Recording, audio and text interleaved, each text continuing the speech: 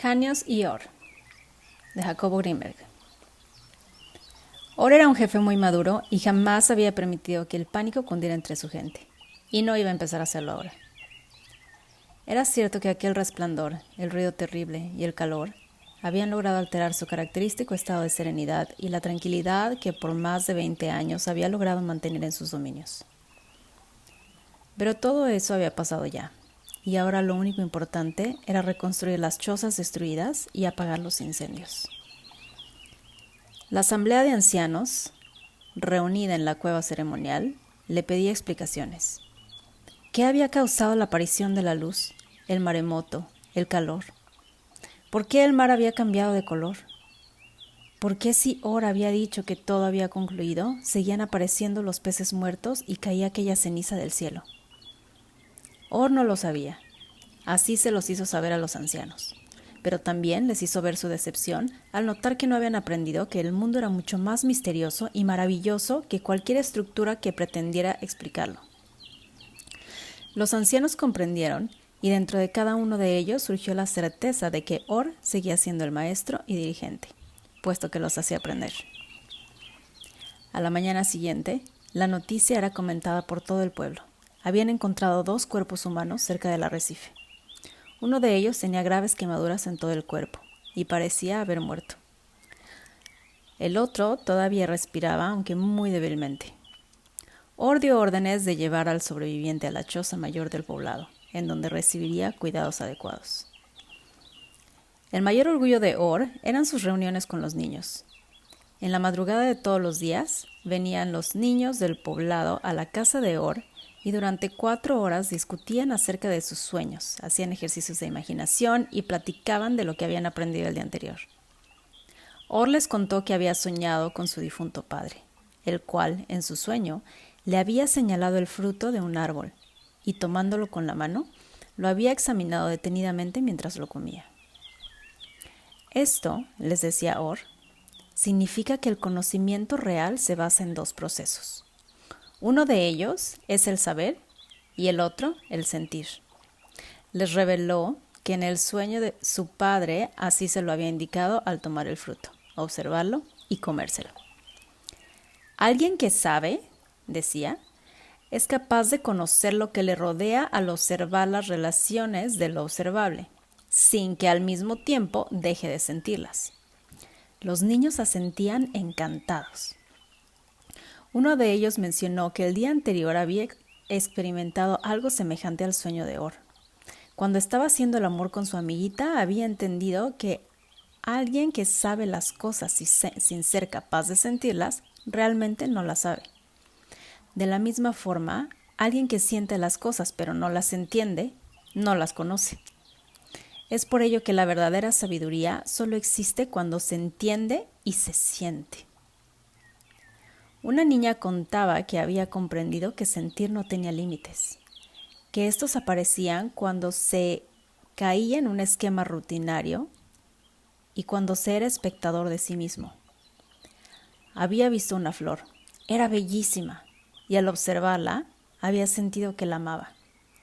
Esta sensación había llegado a ser tan intensa que le empezó a dar miedo.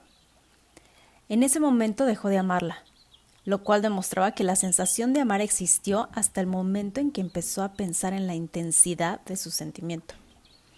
Por tanto, hubiera seguido si el miedo no hubiera aparecido. Or pensó que era maravilloso aprender de los niños. Lo que decían era lo más profundo y real. Para Or, el día era altamente estimulante. Después de la reunión con los niños, analizaba con los ancianos cuestiones filosóficas. El día de hoy hablarían acerca de la certeza y su relación con el conocimiento. Al acabar la discusión, Or tenía planeado ir a visitar al sobreviviente. ¿Qué es lo que le había sucedido? En verdad, los ancianos tenían razón al sentirse preocupados. Nunca había pasado algo semejante. Or pensaba que aunque fuera lo peor, no debía afectarlo. Si bien no podía evitar sentir curiosidad y preocupación, probablemente el sobreviviente sabría. Cómo dolía el cuerpo. Todo movimiento representaba un esfuerzo gigantesco. Probablemente tenía algunas fracturas. y seguramente quemaduras de primero y segundo grado. Janius trató de abrir los ojos. La luz era quemante y además ese olor extraño, mezcla de sudor, humo, paja mojada y orines. Empezó a recordar. La vista desde el globo astronómico era espectacular. El mar mostraba un color intensísimo, la atmósfera era límpida y no se veía nube alguna. Su compañero estaba ocupado con el barómetro cuando les llegó la transmisión radiofónica. Solo alcanzaron a oír el jadeo y la desesperación del operador, y ahora esos dolores y el olor desagradable.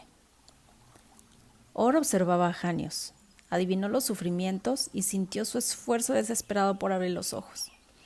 Su cuerpo era musculoso. Las arrugas en la cara indicaban una persona de carácter fuerte y con capacidad de decisión. Orr no podía asegurarlo, pero sintió que aprendería muchas cosas del herido. Janius se asombró de la estatura de Orr. Era un verdadero gigante. La mirada de aquel Goliat era extraña. Había un brillo fosforescente en sus ojos, y su expresión era filosófica. Aunque por su vestimenta se adivinaba que era un hombre primitivo. Quizá algún miembro de una tribu que no se había puesto en contacto con la civilización. Orr le preguntó cómo se llamaba. La contestación de Janius fue una mezcla entre sonidos guturales y tonos agudos. Tendrían que enseñarle su idioma. De otra forma no iban a poder comunicarse. Orr pidió a 2 de sus niños que le enseñaran a hablar a aquel hombre. La reunión con los ancianos se realizó 6 meses después. Janius se encontraba perfectamente recuperado y su conocimiento del idioma nativo era ya suficiente para poder comunicarse fácilmente con ellos. La reunión había sido idea del propio Janius. Los últimos 2 meses se le había visto desesperado y molesto. Todo lo que veía parecía ponerlo en un estado de ánimo muy parecido al mal humor. Las pocas ocasiones en que hablaba, mencionaba su desacuerdo con lo que le rodeaba y explicaba que se estaban cometiendo muchos errores en la forma de educar a los hijos, en la manera de comunicarse y aún en lo de hacer el amor, así a la vista de todos. Cuando Janius hablaba, todos lo escuchaban y le sonreían, pero nadie parecía tomarlo muy en serio. Los ancianos se dispusieron a oír a Janius. Orr les había pedido que fueran considerados y que no olvidaran que Janius tenía una historia y experiencias internas muy diferentes a las que ellos compartían. Janius empezó agradeciendo todas las atenciones y amabilidades que le habían dispensado. Orr notó el desconcierto entre su gente. Era absurdo que alguien agradeciera. Era verdad que Janius venía de un lugar muy alejado, pero era exagerado su primitivismo. Janius empezó a explicar que en su lugar de origen se le consideraba toda una autoridad por su conocimiento y manejo de la ciencia. Era inconcebible. El mismo Orr empezó a inquietarse. Sus niños entendían desde los 4 años que vanagloriarse por tener conocimientos solo significaba que estos no existen sino como datos. Y he aquí una persona aparentemente adulta que no había pasado de los 4 años. Un anciano empezó a hablar.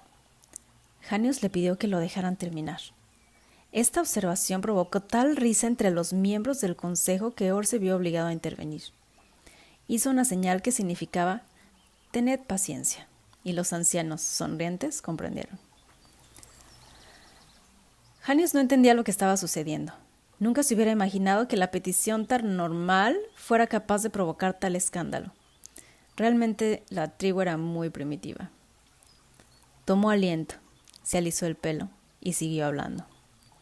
Las academias de la ciencia de 7 países me nombraron miembro honorario en reconocimiento a mi labor. Todo esto se los digo para que comprendan y no malinterpreten lo que deseo comunicarles. Orr se sentía mareado. Pedirle al Consejo de Ancianos comprensión solo significaba que se le ponía en duda a priori. Era la máxima inseguridad y desconfianza.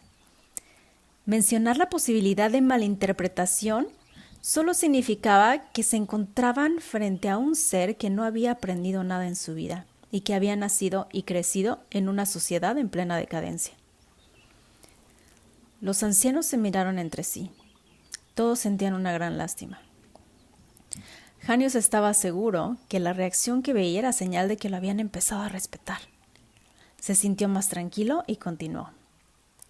He notado una serie de errores en la forma como están organizados y sobre todo en cómo educan a los niños. Créanme que el único motivo que me lleva a comunicarles todas estas observaciones es el deseo de ayudarles. Or, con tono irónico, que asombró profundamente a los ancianos, le pidió a Janios que fuera un poco más concreto. Precisamente pensando en ello, le contestó Janios, me voy a permitir mencionar algunos ejemplos que espero no les incomoden. Or empezó a entender. Que Janios pensara que se podían incomodar solo significaba que le habían enseñado a no respetarse a sí mismo. Indicaba una mentalidad dicotómica que podía llegar al extremo de avergonzarse de sus propias acciones. Era obvio. Solamente una persona que ha sentido vergüenza de lo que hace puede llegar a pensar que otros también la pueden sentir. Or dejó oír a Janios. Pensaba cómo hacer la transformación. Debían enseñarle a no invalidarse, y eso solo se lograría poniéndolo en contacto con su esencia. El primer ejemplo se refiere a una esencia que observé hace 3 meses.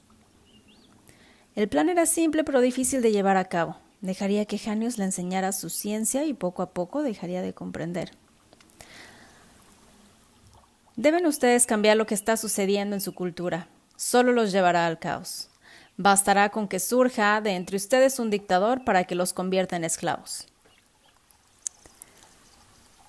Crearía un seminario, invitaría a Janios a enseñar, y los alumnos serían él y los niños. Una sociedad sin leyes y reglamentos deja de ser sociedad por definición. Las leyes evitan el desorden y evitan e impiden que los unos se aprovechen de los otros. Tendría que hablar con los niños, les explicaría y ellos entenderían. La civilización de donde provengo tiene mucho que enseñarles. Si al menos permitieran, les mostraría cómo lograr conocimientos absolutamente objetivos. A pesar de todo lo que está diciendo, debe ser capaz de lograrlo. Será muy difícil y tedioso, pero con ayuda de los niños se podrá hacer. Janios había terminado. Miró al consejo como esperando una respuesta. Los ancianos veían a Or con una expresión de asombro y como preguntándole si no sería mejor pedirle a Janios que regresara a su maravillosa civilización. Or se levantó. Se acercó a Janios y colocando sus brazos en los hombros de éste, se volvió hacia los ancianos. Su mirada era chispeante y la expresión sonriente. Los ancianos comprendieron que Or había tenido una cognición. Or miró a los ojos de Janios y le dijo en el tono más serio de que era capaz: mañana empezarás a enseñarnos. El consejo estaba regocijado. Janios se había ido a descansar y Or les explicaba lo que trataría de hacer. Un anciano empezó a hablar. Hoy he comprendido que las luces, el maremoto y los peces muertos fueron obra de gente parecida a Janios. Entendemos y aprobamos tu idea, Or. Solo te pedimos que tengas cuidado.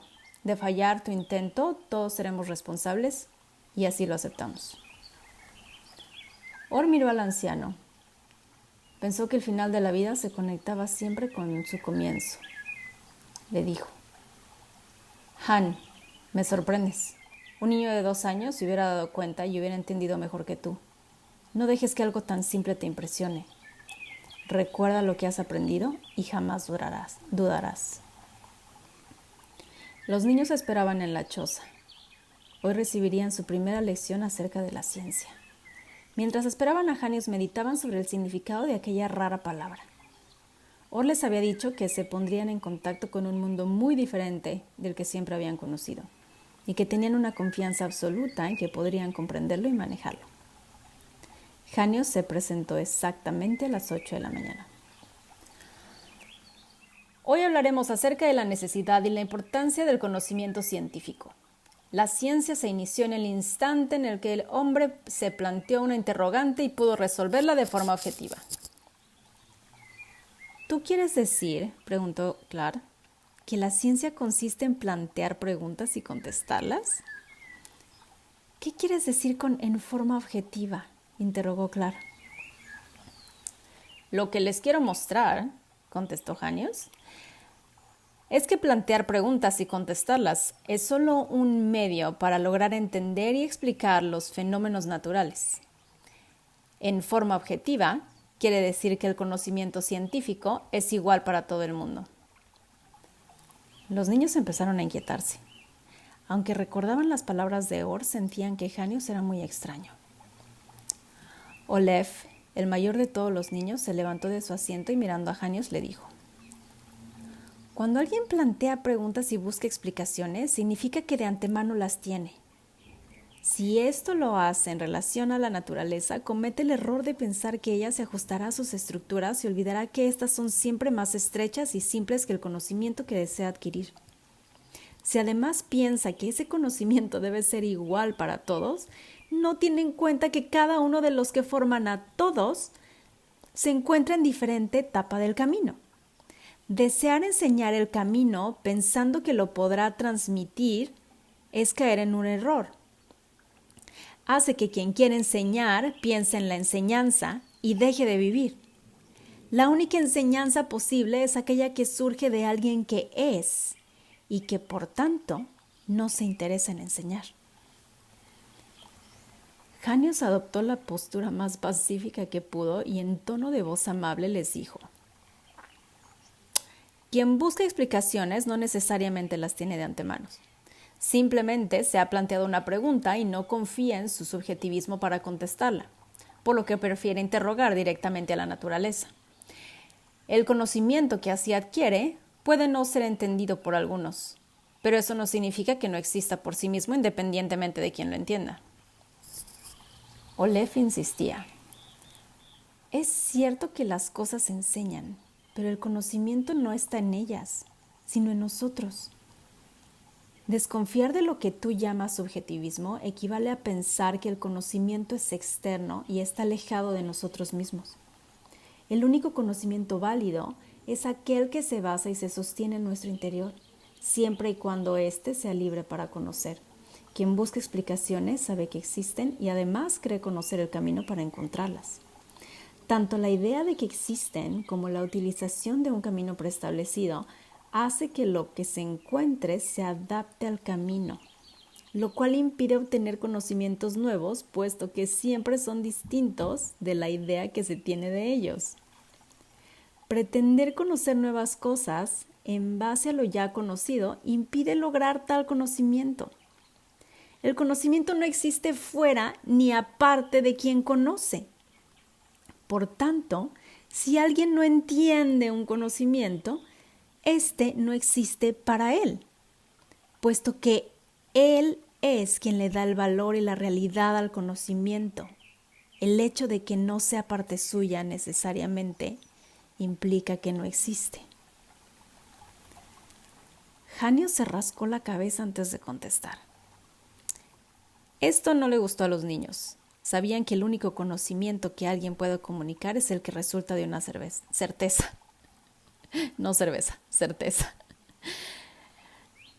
Jamás Or les había comunicado algo en lo que él dudara. Prefería no hacerlo. Pero he aquí alguien que dudaba, por ello el ademán de rascarse, y que a pesar de ello estaba interesado en hablar. Janius sintió la actitud de desconfianza de los niños. Por primera vez, desde que llegó a la isla, empezó a pensar que quizás esta gente no fuera tan primitiva como se había imaginado. No entendía bien el porqué de esta sensación, pero tampoco dudaba de su realidad. Decidió dar por terminada la reunión ese día. Janius no podía dormir. Sentía un terrible vacío y no entendía por qué. Debía analizarlo y averiguar su procedencia. De otra forma, se agravaría y el límite, lo sabía, sería la desesperación. De pronto lo entendió. La sensación de vacío había surgido en el momento en que habían puesto en duda lo único que poseía. Debía mostrarles el valor de la lógica científica. Posiblemente la entenderían si lograba encontrar el ejemplo adecuado. Supongan, les dijo Janius a los niños al día siguiente, que quieren saber cómo crece una flor. Lo primero que se debería hacer es conocer las partes que la construyen. Para conocerla sería necesario utilizar un método. Podríamos disecar una flor y así separar sus componentes. Después tendríamos que tomar varios grupos de flores y a cada uno cortarle alguna de sus partes con el objeto de averiguar cuál es la que produce el crecimiento. Podríamos cambiar las condiciones del suelo, la temperatura o la humedad y ver cómo crecen las flores en distintas condiciones. Cuando supiéramos qué parte de las flores son esenciales para su crecimiento y averiguáramos las condiciones ambientales donde ésta es óptima, podríamos conocer el crecimiento de una flor. Clark preguntó, ¿y en qué momento, según la ciencia, deberíamos tener la vivencia de la flor? Janius contestó que no entendía la pregunta. Es muy fácil, dijo Olef. Si quisiéramos entender el crecimiento de una flor, primero deberíamos vivir y amar a la flor. Ya entiendo, dijo Janius. Lo maravilloso del método científico es que no es necesario tener ese tipo de vivencias para poder entender a la naturaleza y así contestar las preguntas que le planteamos. Casi al unísono, los niños lanzaron una exclamación de perplejidad. Pero si no se ha vivido una flor, ¿cómo se puede pensar que se le va a entender? Además, ¿qué sentido tiene tal conocimiento? Janius empezó a perder la paciencia. ¿Cuál es, preguntó, el sentido de vivir una flor? Loaf, el más pequeño de los niños, comenzó a hablar. Antes de que yo naciera, no me habrías podido entender. Fue necesario que yo existiera para que hubiera algo que entender en mí. La flor de la que hablas solo la puedes conocer si antes la dejas nacer en ti. Primero tienes que vivir la belleza de la flor y después plantear preguntas acerca de ella. Si la flor no existe en ti, no puedes entenderla por la sencilla razón de que el entenderla también ocurre en ti mismo. A Janius le empezó a doler la cabeza. Sentía que en alguna parte había un malentendido, pero no podía aclarar sus características y procedencia. Casi en tono de súplica les dijo a los niños, por favor déjenme continuar y más adelante entenderán lo que les quiero decir. El sentido que le da la ciencia al conocimiento de la naturaleza es independiente de las sensaciones y emociones estéticas que se viven al percibir el objeto de conocimiento. No se deben confundir ambas cosas, pues eso solo trae como resultado una pérdida de objetividad. No entendemos, dijo Olef. Para nosotros, el conocimiento es una vivencia, y ese es su sentido. En cambio, para ti la vivencia no existe. Yo no estoy negando la vivencia, dijo Janius. Solo estoy diciendo que la sensación estética que ocurre en mi interior al ver la flor es independiente del conocimiento que puedo adquirir de la misma. El sentido de ese conocimiento es satisfacer mi curiosidad y darme medios para hacer flores más grandes o más chicas, con colores o sin ellos, con olores o con sabores, en fin, permitirme predecir y controlar las flores o a cualquier otro objeto a mi alrededor. La capacidad de predicción y control me faculta para satisfacer las necesidades de aquellos que usan o gustan de los objetos que yo conozco, ya sean flores o telas. Olef volvió a hablar. ¿Y qué sentido tiene hacer flores más grandes o más chicas con más o menos colores si con una de las ya existentes se puede tener la vivencia más profunda? ¿Cuál es el objeto de darle más olor a una flor si al mismo tiempo se niega la importancia de vivir el olor? En fin, ¿cuál es el sentido de conocer sin vivir? Pero yo te pregunto a ti, gritó Janius, ¿cuál es el sentido de vivir sin conocer? Olef entendió lo que sucedía a Janius y con la máxima delicadeza le dijo, lo que sucede es que jamás has vivido. Si lo hubieras hecho, sabrías que conocer solo es posible cuando previamente se ha vivido. Janius no contestó, miraba al vacío. Con voz gutural y muy quedamente le dijo a Olef, dile a Or que me enseñe a vivir. Janius miró el techo de la choza. Los travesaños que sostenían el tejado parecían haber sido colocados por alguien para quien el orden de las cosas no tenía importancia. ¿Cómo puede ocurrirme esto a mí?, pensaba. Todo era tan claro y seguro. Y he aquí que bastan 2 sesiones con unos niños. Janius movió las manos como pintando unas comillas semánticas al aire, para que todo se venga al suelo. Lo más terrible es que nadie parece estar interesado en enseñarme. Llevo muchos días esperando a Or y no viene. Yo hubiera reaccionado en forma diferente. De hecho, yo les quería enseñar. Deseaba que fueran más felices, pero ellos no piensan en eso, solo se interesan en ellos mismos. Janius llevaba 15 días sin salir de la choza. La comida se la llevaban los niños o las mujeres. Siempre llegaban a la puerta cantando o riéndose. Esperaban que Janius se diera cuenta. Pero este parecía ser un tanto obtuso de entendimiento. En el consejo de ancianos se discutía el caso. Algunos empezaron a dudar que Janius comprendiera. Or, en cambio, tenía la certeza de que más tarde o más temprano Janius empezaría a aprender de sí mismo. Decía que alguien que tan rápidamente había percibido a los niños como poseedores de algo diferente, tendría que llegar a verlo en sí mismo. Janius estaba desesperado. Sentía que todo a su alrededor era hostil y que él tenía la culpa de ello. Cerró los ojos como tratando de apartar el pensamiento de huir. Sabía que si lo hacía, moriría, pero era imposible dejar de pensar en salir corriendo, cortar las ramas, construirse una balsa y lanzarse al mar en ella.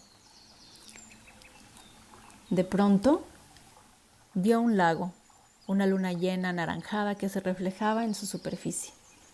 La brisa nocturna acariciaba su humedad y en sus orillas los pequeños arbustos y las vajillas de color de leche se movían plácidamente como gozando de la frescura del viento y el olor del agua.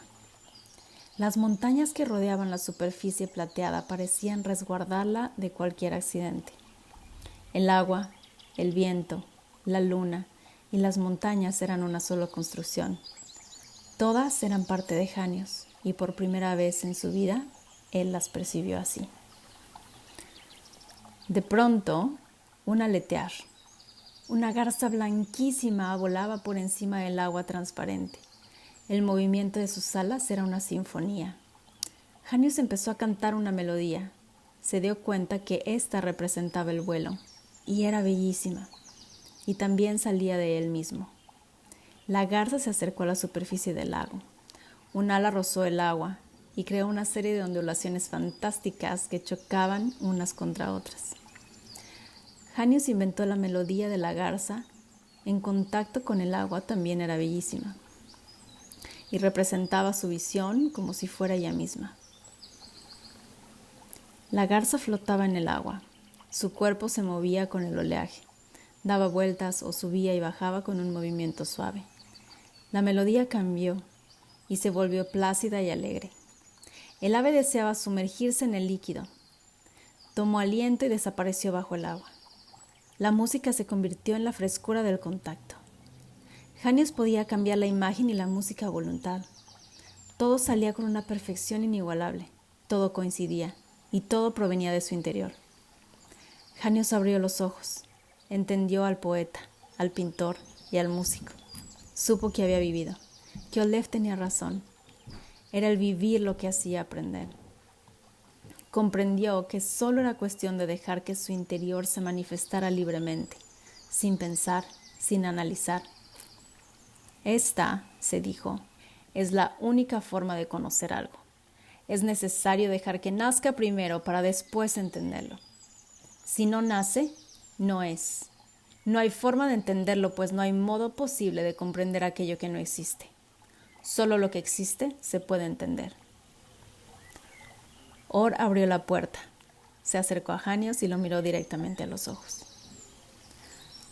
Janius sostuvo la mirada y con una sonrisa le dijo a Or: «Gracias por no haber venido».